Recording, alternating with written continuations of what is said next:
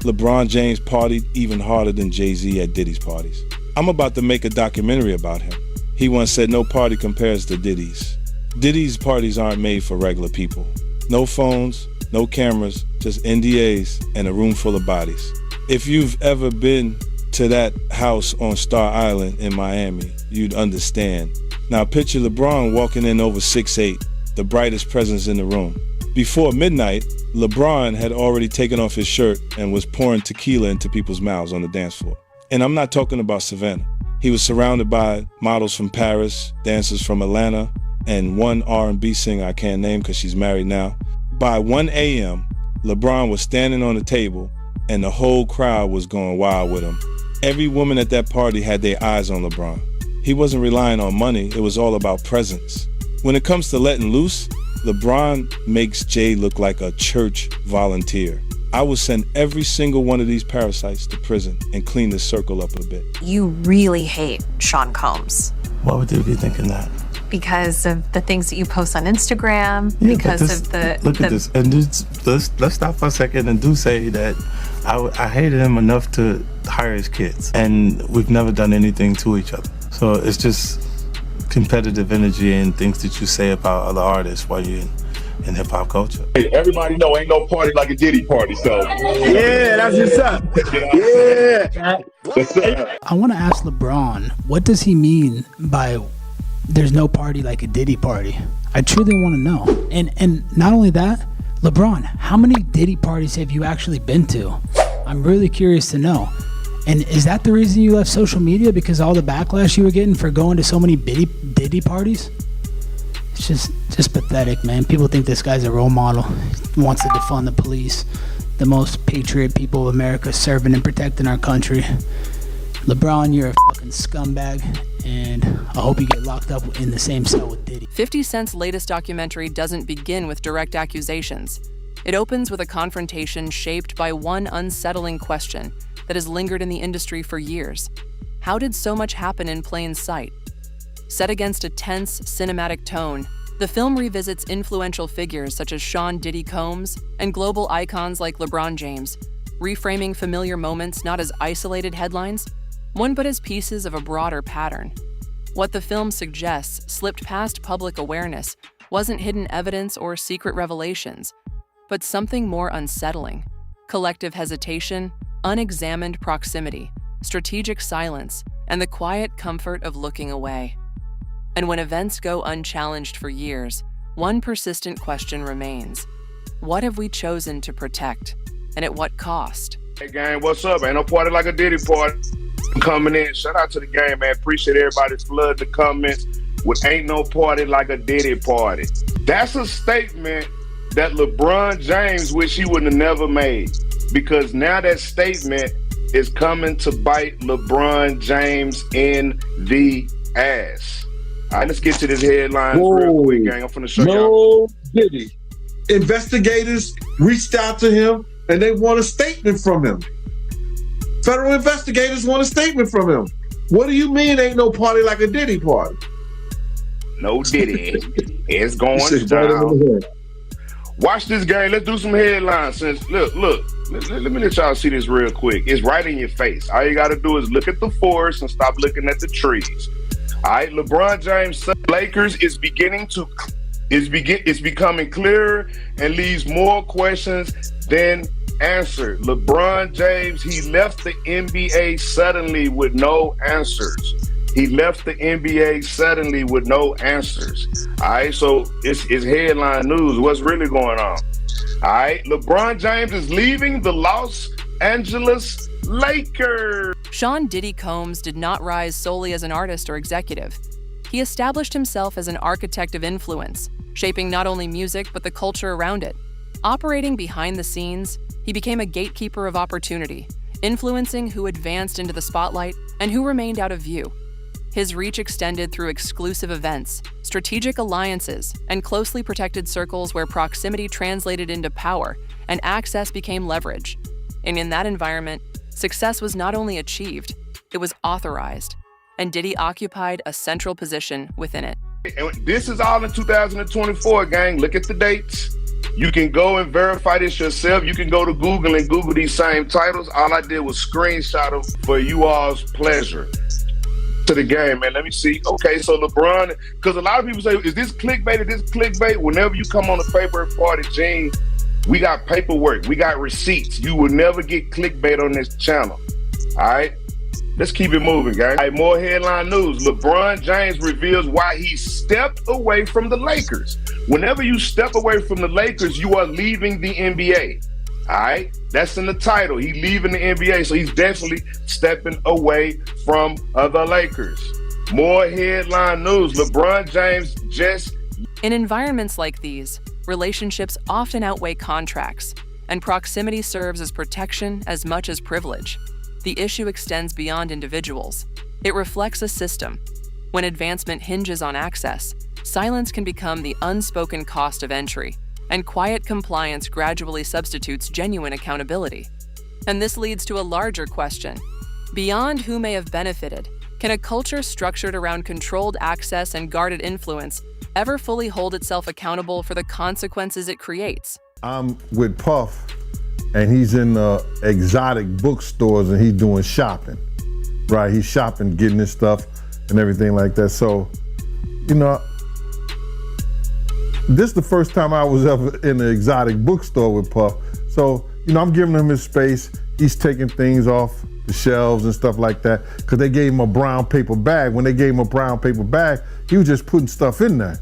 So I said, damn, you know, he got to go put it on the counter and, you know, show everybody what he's getting. So as he's going, I'm just looking at the places where he's picking stuff from. So there's one part he picked up some things from up here on my left side.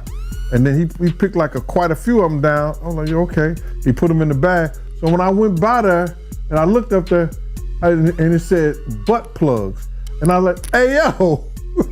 I was messing with him. Because people don't understand, you know, we was like friends. He was a part of the same gang. So I'm still gonna tease him. I'm still gonna mess with him and everything like that. I could do that. It wasn't just no security thing.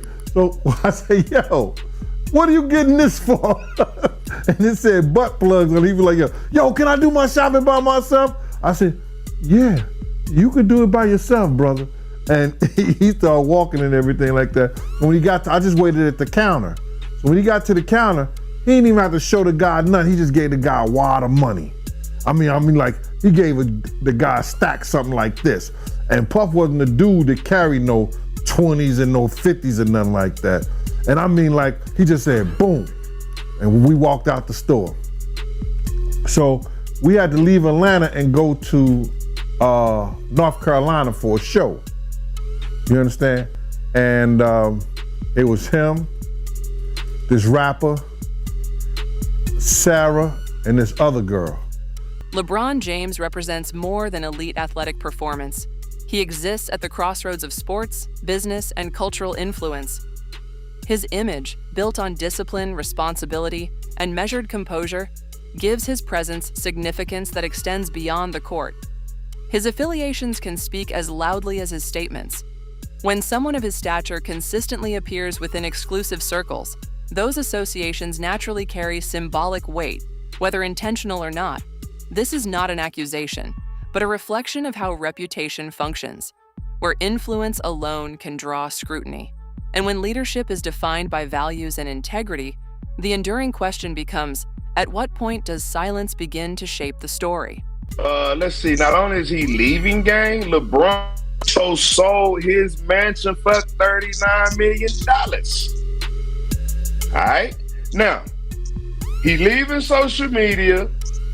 He leaving the NBA. Now, he just sold his 39. Now, I'm going to tell y'all something, too.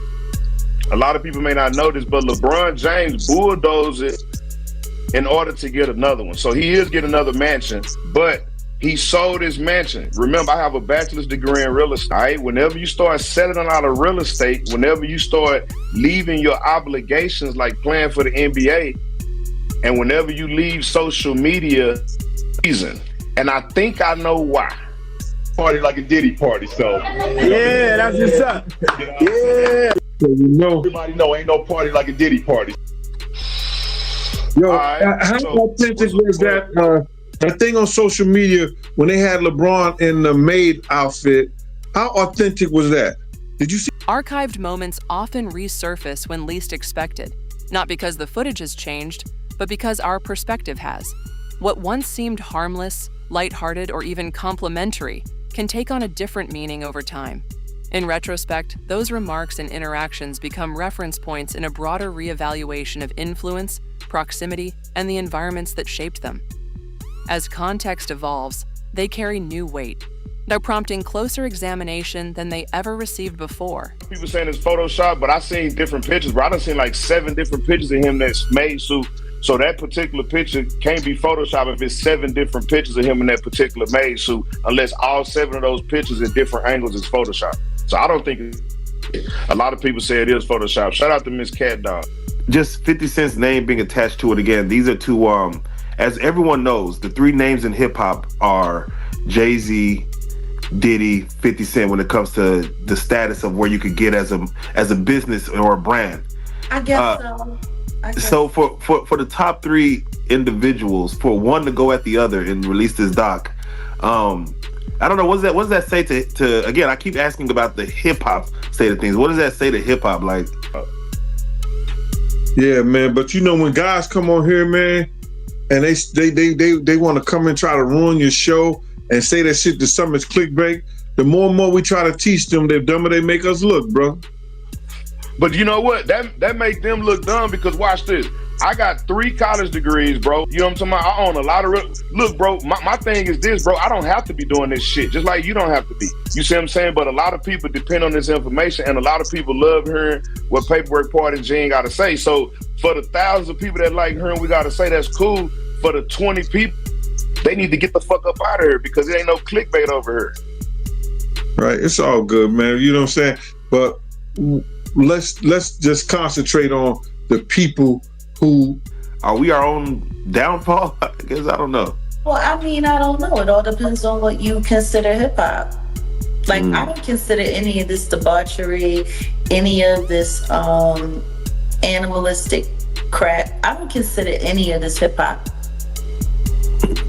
I grew up in hip hop. You know, I know what hip hop. The documentary does not claim that words alone constitute proof, but it demonstrates how recorded moments can reveal something equally revealing. The ease and familiarity people displayed in environments that would later face scrutiny.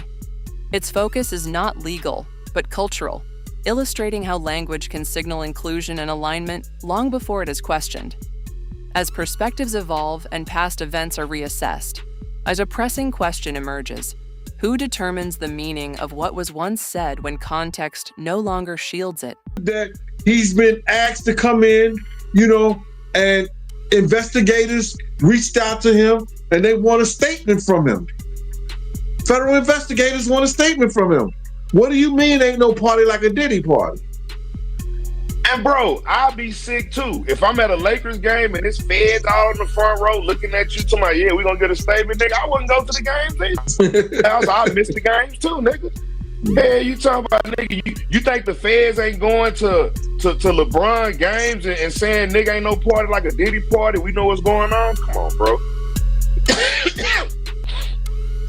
and we don't even know who they said. And then there's certain women's out here that state, I don't know how authentic their statements are, but they're saying that there's tapes with them with A-list celebrities having sex with. Yes. LeBron is an A-list celebrity, allegedly. But no, LeBron is an A-list celebrity. Start off with Diddy basically recording him coming back to New York, recording himself, hiring a camera crew to technically turn himself in. You know, 5 days before he turned in, he came back to New York, you know, based on his lawyer's 6 days. Apologies. Based on his lawyer's recommendation, saying that, you know, of course, you know, he's cooperating. But for him to be recording this, yeah, Mark Agnew Fatfo, I'm calling him. Yeah. Do you think his lawyers suggest? I mean, do you think that's just Diddy hubris, or like what was that as far as him just saying, I'm gonna record this whole process of. Yeah, go ahead. Yeah. You know who we should ask? We should ask Mr. Busby, is LeBron James next on the list to be indicted? That's what we should do. We should call Mr. Huh? You got Busby number? Yeah, I got Busby's cell number right here. We should call Busby and be like, hey, is LeBron, matter of fact, let me put the question up. The question for the day, gang, ain't nobody trying to be funny. Will LeBron James be indicted with Diddy? That's the question for the day. Diddy done already been indicted. LeBron James say it ain't no party like a Diddy party. Busby say it's a lot of people on the list that he ain't said, he ain't. When official clarity weakens, unofficial narratives quickly step in. In the absence of a clear, authoritative explanation, a vacuum forms where speculation doesn't just appear, it expands. Not because it is reliable, but because it occupies the silence. The documentary outlines how extended quiet allowed conjecture to present itself as insight, a slowly blurring the boundary between suspicion and assumption. The result is more than uncertainty. It becomes shared frustration, where silence feels exclusionary and rumor turns into a form of participation. As that tension endures, a difficult question persists. Is speculation a distortion of truth or a byproduct of truth left unaddressed? That's hard to think. But then if you got the A-listers, you know, you got to realize he ran with that Rat Pack. And I don't want to even say their names because they said I got their names wrong last time. What's his name? Kushner? What's the other guy? Leonardo? Yeah, his name. Man, I don't keep up with these cats. But I heard that that's not only the tape that's being shopped. There's some other tapes out there, other people too with him. And him doing some things with some other people. So there's quite a few tapes that might be out there, what they're hearing. And I don't want to see the tapes, but I want to know if they're really true. Because if they got if they got some tapes out there and it's with some underage, whether it's celebrities or not, it's gonna be crazy, bro. It's gonna be real crazy. And they're gonna have to bring that to forefront because the prosecutor's gonna want those tapes. And they're gonna do whatever they have to do legally to get those tapes. No ifs, ands, and buts about it. So we just better hope for his sake, that's just a bunch of bull crap. But then there's lawyers out there saying, yeah, the tape does exist. Lawyers got on television to say the tapes exist. I don't really know or trust that because they was trying to say he had a tape with one of the bodyguards and this lady that came out. So influence in entertainment rarely remains isolated. It flows across music, sports, fashion, and media through interconnected networks. When prominent figures from these arenas gather in the same spaces, their collective presence can create a degree of insulation from scrutiny, not through overt coordination, but through familiarity and shared access. The documentary presents this dynamic not as covert planning, but as convergence, a self-sustaining ecosystem shaped by overlapping circles and mutual recognition. The outcome is not necessarily organized protection, no, but a structural effect, built-in shielding created by influence itself. And when power overlaps repeatedly across industries, a critical question arises. Does accountability weaken when influence becomes too expansive to confront? Cassie doing, that's his doing, and his learned behavior from the people that mentored him. You gotta realize, man, he learned from Andre Harrell. He learned from Russell Simmons. He learned from Clyde Davis. You understand? When those people are are telling you that they were heavy into the drugs. They was heavy into beating women and doing things at that age, at that crazy stage, that's gonna make him think that he could get away with the same thing that they was getting away with back then. You understand? The things that he was saying, you know, the touchy-feely between two men and all that stuff like that, man. All that, he learned that from them dudes. When I told y'all the story, when me and my man went up to Russell Simmons and he had a house and he had a man in bikini drawers in his bedroom, in his bed. You understand? Bruh, this is that he learned. I'm assuming he learned it from them. Let me put that.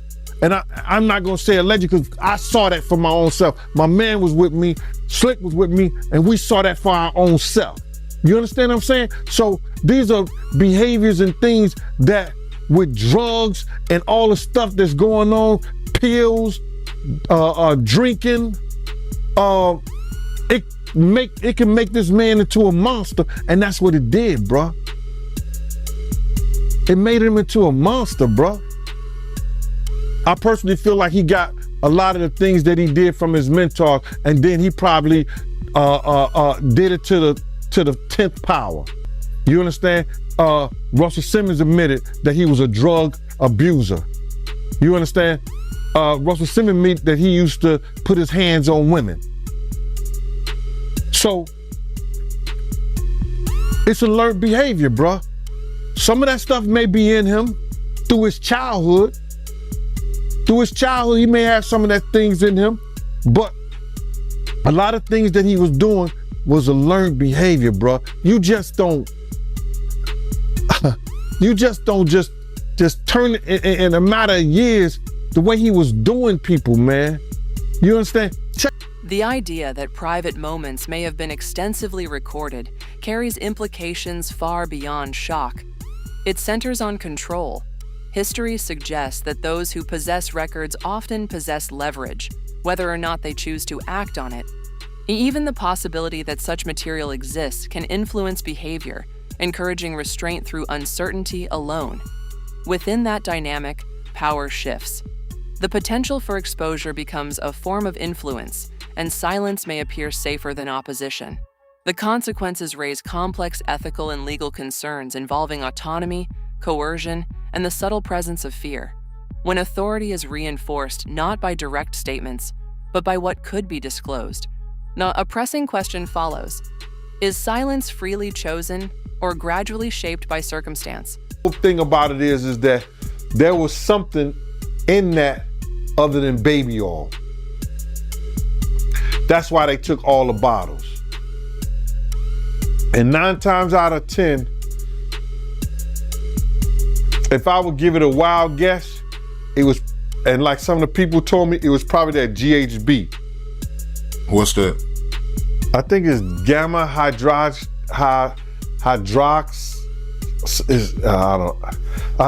I looked it up, bro. Let me see. See if I can find it. I know this is just showing everything like that, but oh no. Let me. Yo, somebody tap dance or sing or do something, you know what I'm saying, while I'm doing this. Oh, here it go right here. It's gamma hydroxy butyric. What is its effect on the body? It's a euphoria, drowsiness, decreased anxiety, and memory impairment. It works on the nervous system and gives you this feeling of euphoria. So they take that and rubbed it on her, and you forget who you are, what you're doing. It can also give you memory loss, drowsiness, and that's under the DEA, the Drug Enforcement Administration.gov. Public personas are rarely accidental.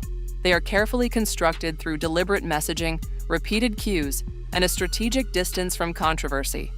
But when a central figure within a powerful network falters, those connected to them confront the same choice: speak withdraw, or stay silent.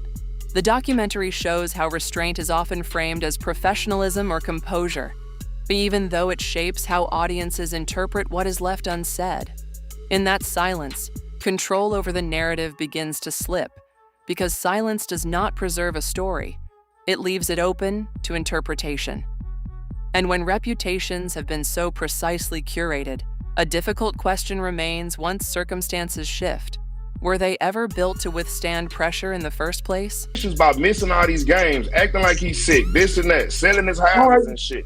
But better yet, will LeBron James be added to the lawsuit, the civil lawsuit?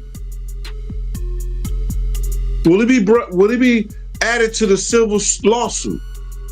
More so than being indicted? Or the list, the witness list. Is they trying to get LeBron to testify against Diddy because of the it ain't no party like a Diddy party? He's been to all of them. You see what I'm saying? He may be a witness. Who knows? They may already flipped him. They may have already flipped you. You call Busby? Somebody said 1-800-Busby. That's not his cell number. Shout out to Donahue. His cell number not 1-800-Busby.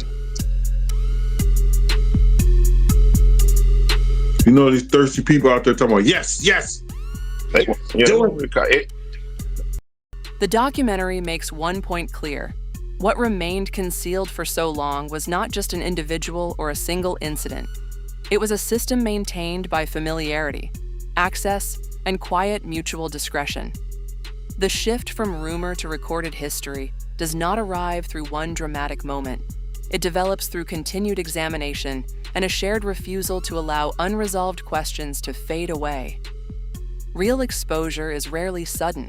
It is gradual and constructed piece by piece until what was once dismissed can no longer be ignored.